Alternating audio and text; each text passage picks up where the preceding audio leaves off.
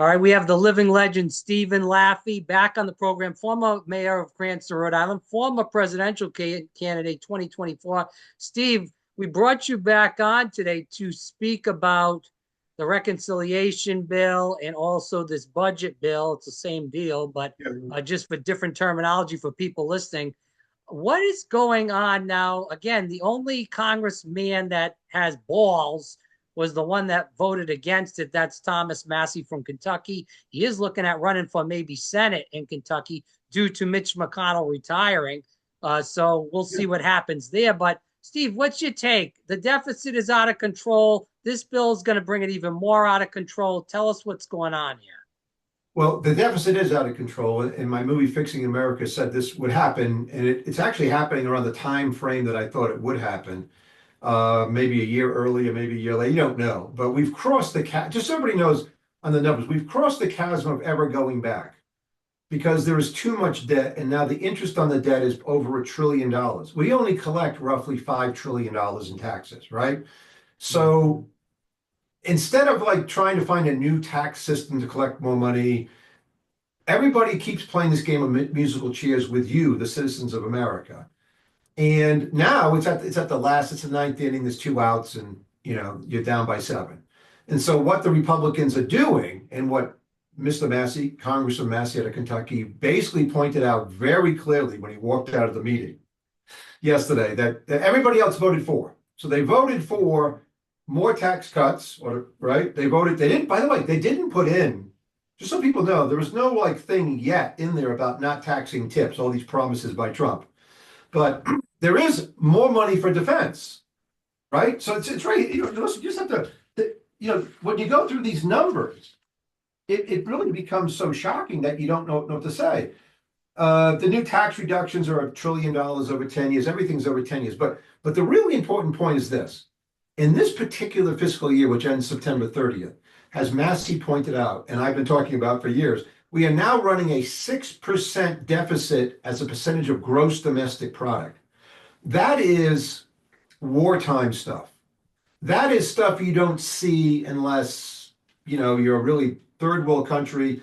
America is getting away with it because we are the world's reserve currency still. So Massey walks out of the meeting and he realizes, and what he says to the press is that this stuff they have, at best, the most conservative stuff, adds another $360 billion to the deficit this year in fiscal 25. So he went in leaning no, and he came out damn no. No way, right? But because our country, Trump is, a strong political figure, even today, even though his popularity is coming down. But within his Republican circles of who can run a primary against you, all the other people, unlike Massey, actually care about the elections next year. So they're all going to vote for whatever Trump says to vote for. One big, clean bill, right? Here's the other real problem. As we head into this reconciliation with the Senate, you're going to go down the road over the next month or two. It's going to get late. It's going to be up against a debt ceiling. all these things are going to happen. And I really believe what's starting to happen initially, which I thought might happen, is that the new Secretary of the Treasury, Bissett, he has 3 policies, right? He wants 3 million more barrels of oil to be drilled per year in America, or now they say oil equivalent, because we're never going to get 3 million more barrels of oil. I don't care either. It could be natural gas, nuclear power, whatever, right? Whatever's equivalent. He wants debt to GDP to be 3%. That ain't ever happening with this bill. I don't know what they're talking about. And I'll get to what they are trying to talk about in so many words. So these things are actually happening. And then you move to what happened even today. If we're broadcasting or whatever you're doing, it's like the 25th, right? I think 26th, I think. 26th. And I'm losing track of the days here. But there was a meeting, and Musk went to the meeting. And there he was, the first time with other members of the cabinet. He's not in the cabinet. He did most of the speaking. Now, he said something that was, now, I don't have nothing against Elon Musk trying to cut. I have nothing against with him throwing bombs. I think there's nothing wrong with throwing bombs, even if you cut off Ebola funding for 3 hours and bring it back. That's the way he does it. He's going to overcut anything he can and then apologize and go backwards before it causes a real problem. I have no problem with it. But he'll say things like, here's what he said, almost word for word. We're spending this year $7.1 trillion and we're basically broke. And it's not unreasonable, he says, to take 15% of the cost structure out of every department. By the way, it's not. It's not unreasonable. However, over in the other chair is President Trump, who said he's not going to cut Social Security, Medicare, Medicaid, or the military. So when he cuts, so just how he gets to $1 trillion, he doesn't say it. 7 trillion, I'll just be very rough. 7 trillion spending, take out 15%, you're at 1 trillion cost savings. But if you don't touch Social Security, you got to take 18% out. That's 1.3 trillion. If you don't touch Medicare, you're now at 25%. You got to take out of every other department. Take it down to the military. Now you're out taking 33% out of every department. So that's not going to happen. So these are the things that we're running up against, where people say things and reporters are either so stupid, so liberal, crazy, whack job, or so in the tank for president, they don't even notice what I just said to you. Right. That you can't take 15% out of every department because you're not touching Social Security. Now, I would not be, if everybody took the hit, it'd be better if the president, not this president, said, everybody's taking the hit. Your check's getting cut, or the COLA increases don't happen for 10 years. You on Medicaid, by the way, 37% of the residents of California are on Medicaid. There's a lot of cuts that can happen. We want people who really need Medicaid to be on Medicaid. Don't get me wrong. Cancer, paraplegic, whatever it might be. People who really just can't work. They got hit in a car. They've lost their brain power. We get it. We're going to take care of them. The 37% in California, this is a state federal thing. That could be lowered to 12%. We could save a lot of money. Right? So these are the things that are happening, both trying, and my big thing for everybody listening is that, unfortunately, Donald Trump's going about it in the wrong way. For example, there's so many things going on. Let's not talk about Ukraine today. Let's not talk about things, but he's not even getting credit for the illegal aliens not coming across the border because no one wants to talk about it because he's talking about everything else. I learned a long time ago, solve a problem, when I was solve another problem. Get everybody focused, solve another problem, then solve another problem. He's trying to do all these things at once, and it seems very discombobulated, right? Where people are saying different things, even within finance. They're starting to say different things that disagree with what Trump says, then they take it back. And so the American public, we saw today that consumer confidence really dropped like a stone, the lowest drop in 3 years or 1 month. I'm not saying it's going to continue. I don't predict the future necessarily. But the other thing that people should really think about, that if DOGE is successful, the gross domestic product is a couple of fourth. Government spending, which is 25%, and it should be 20% at best, right? It should be. Consumer spending, which is 70%. Investment, which is way too low, and our trade deficit, right? Which is a negative number by 2% roughly of GDP, which Trump is right to talk about it, just in the wrong way of getting it fixed. But if G starts to drop precipitously, that will feed into C. Lots of government workers getting fired means they're not going to spend a lot of money. A lot of them can't be retained. A lot of them can't find other jobs. So we're heading toward a recession very quickly when this goes through. I'm not against the recession. Recessions are for cleansing things out. And we need a big cleansing, but we need a big recession to do it. Well, again, Trump ran on abolishing the IRS. The IRS, he's spoken about it throughout his time in office now for the first 30, 40 days. And this is the time where he's got the people behind him. He's got it. He could do it. People will push for it. He could do it. You've talked about this on the program again many times. Do a fiat tax, whether it's a 999 Herman Cain, whatever it may be. This is the time. You got the political capital. Take it out. Do it. All he does is executive order after executive order. Again, a Democrat comes in 4 years from now. Josh Shapiro, Jared Polis, Gavin Newsom. They wipe those executive court orders clean. It's over. Game, set, match. The guy will not do anything. No. There's no laws being passed. There's been one law passed, the Lincoln Riley Act, since he's got in there. There's been a law in the Senate to be passed, the men and women sports, to keep them out. That's been sitting in the Senate for months now, even before the president got in office. These are easy wins for the president. He won't do nothing. The Panama Canal, you've spoken about this many times, my show, many other shows. He could go in there, no military, take it. He easy won't go wins. He easy. doesn't do anything. He's a You want, joke. I'm no, sorry. yeah, we could go on all day long about the easy wins too. I just thought like four more, like remove Maduro in Venezuela. Like, but have a big win too. And if he had started and done just two things, immigration, by the way, put off the whole Ukraine thing, the whole thing about 24 hours and going over, people going to Saudi Arabia. It's in the national interest of America, even if we just keep bleeding. I hate to say this with realpolitik, like people do matter, obviously, but if Russia just keeps losing people, we just keep supplying them, if they just want to keep tying, eventually Russia really loses. That's a whole other topic for another thing. But a big win on finance would be, how do we collect a lot more money? Yeah. And how do we collect a lot more money and tell everybody who's a Republican, this is sort of, or everybody who's in the middle, these working class people, this is not tax benefits for the rich. This is like soaking the rich. A national sales tax or the fair tax or whatever we want to call it.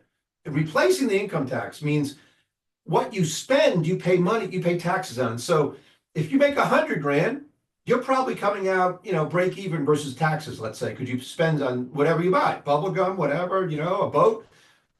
You're really rich and you go buy, if they put a house into it, oh my gosh, right? If they put boats in it, you buy a $10 million boat, we'll take 2 million. Mm-hmm. So this would raise more money because the underground economy is so big now. As everybody listening knows, we all know people who are just bartenders at night, collect unemployment during the day. We know people just working on the table. They come into your home, they want cash. When you go places, people want cash. They don't declare it all, bakeries, whatever.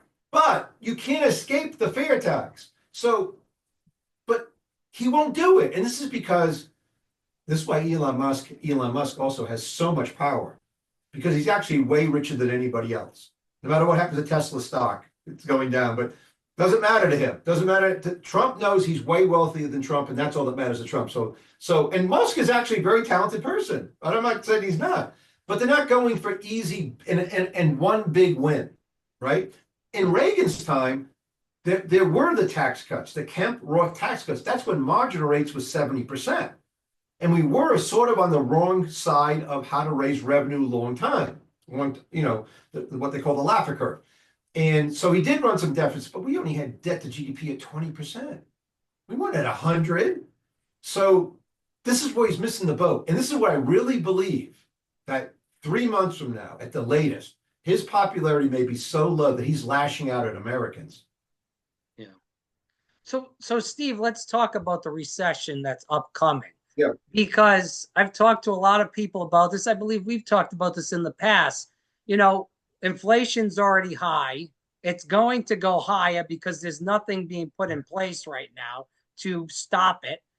There's no talk of the Fed. There looks like there's going to be mortgage rates at possibly 10%. You can quote me if I'm wrong here.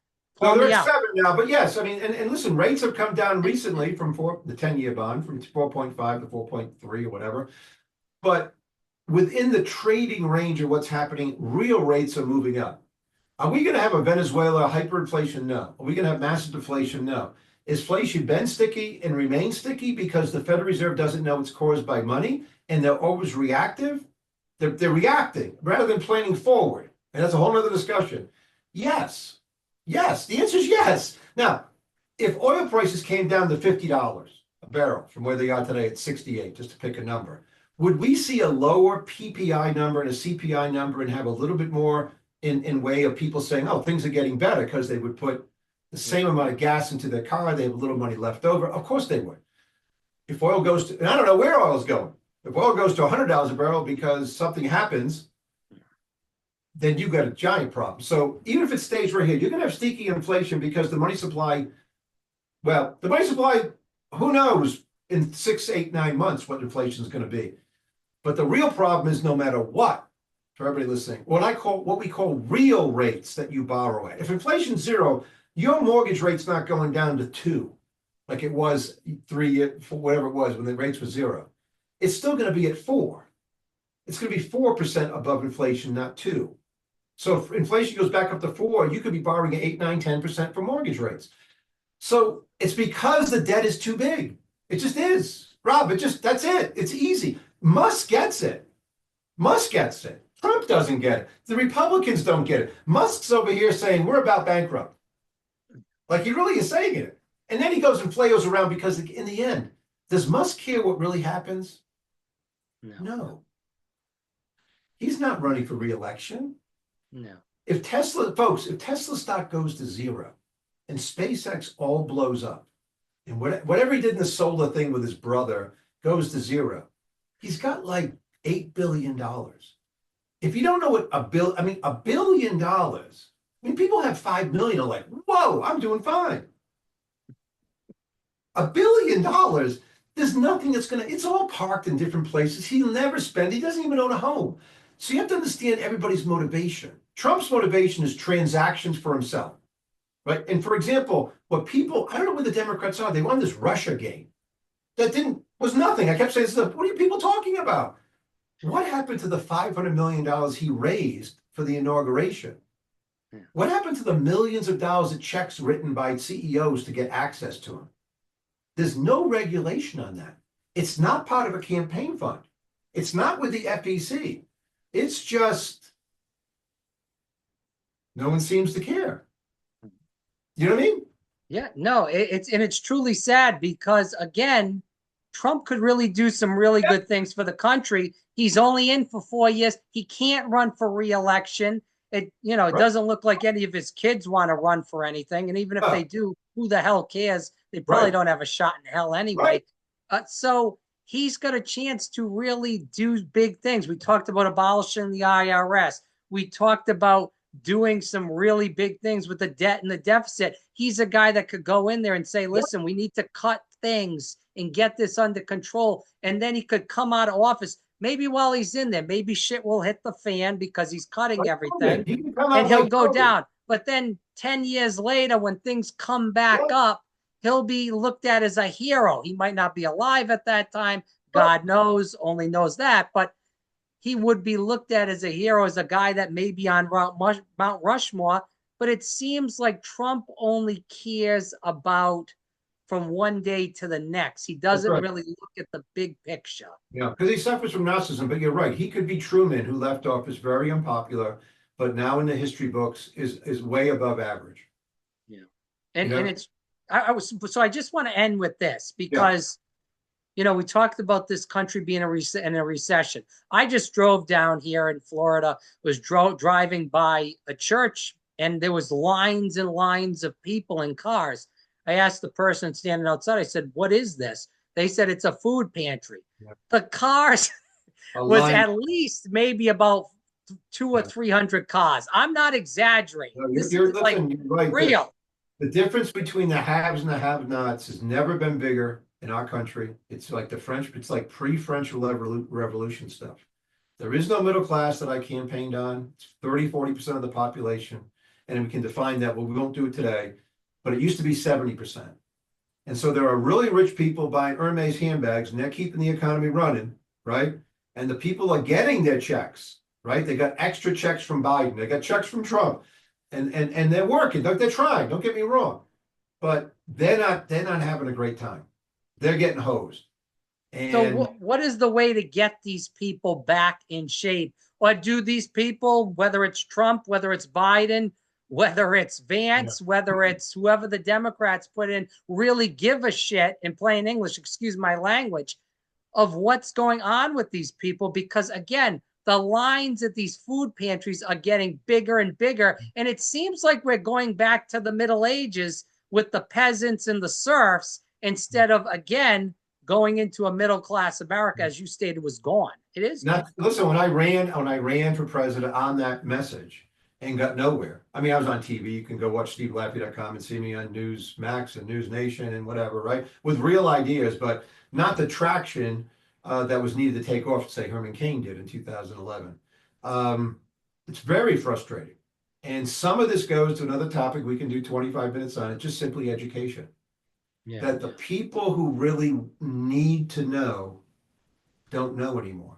So we're talking about the dumbing down of the education system. And due to that, people are watching Trump on TV yelling, get him out of here to a protester. And they're getting their hard on about this. When you're talking about logical things that affect everyday working people, the federal deficit, how to restore the middle class, how to reduce our debt. I mean, listen, Trump, literally, I didn't believe this happened. There's an AI thing on Trump social that just came out where he's dancing around on Trump Gaza. This, I actually, why I said it must, but it really is. It really happened. Like he's spending time on AI caricatures of himself or his true social people rather than trying to solve a giant problem. If he could just solve one giant problem and failed at everything else, he'd go down better in history. But over the next year, this thing ends. And Trump is either going to have to radically change direction financially, or we're all going to suffer. We are all going to suffer. And I think there's a chance, remember, you said, heard it here first. He starts flailing out at regular Americans who can't take it anymore.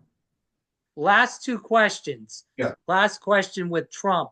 Is this Trump just shooting from the hip and running his mouth? Obviously, we know he's the master of manipulation because he's manipulated all these people into this cult worship following. Right. With that, is this him being controlled by these other people? You know, you just spoke about the 500 million in the inauguration fund. They're paying for access, that they're controlling him to just run No, his mouth, do stupid things, and no, not get anything done?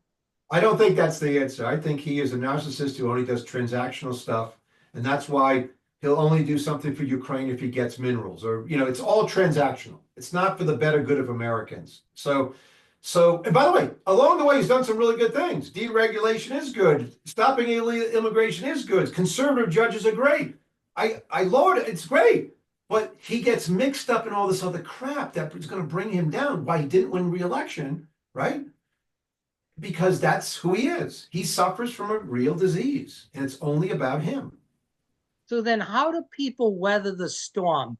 Whether they are, we'll just put it, whether they're middle class or a little Yeah. above middle class, because again, stuff is hitting the fan.